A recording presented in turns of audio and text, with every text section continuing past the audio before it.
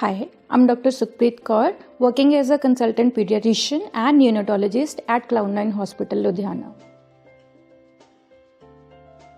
So in premature babies, in regard to the breastfeeding, gestation less than 34 weeks is very crucial. Now, why it is crucial? For the adequate breastfeeding, there should be a coordination between the sucking, swallowing and the breathing in a baby. So term baby is having all these things, so there is no problem in breastfeeding. But in the premature babies, as the gestation is decreasing, there is a immaturity in all those three things and incoordination is there. So as we know that if the baby is born at less than 25 weeks, sucking will be the immature one, and along with the weak swallowing and the immature swallowing will be there, and there will be the incoordination. So in those babies we cannot go for the breastfeeding.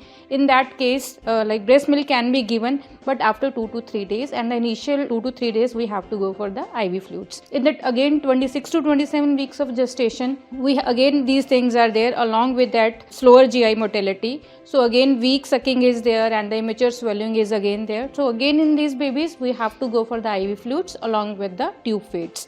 And in the babies above 28 to 32 weeks, sucking bursts are there, but it is again not the mature one, and the swelling is not mature one, and incoordination is there with the breathing. So again in these babies we have to give the breast milk. We can give on the day 1, but we have to go for the tube feedings in these babies.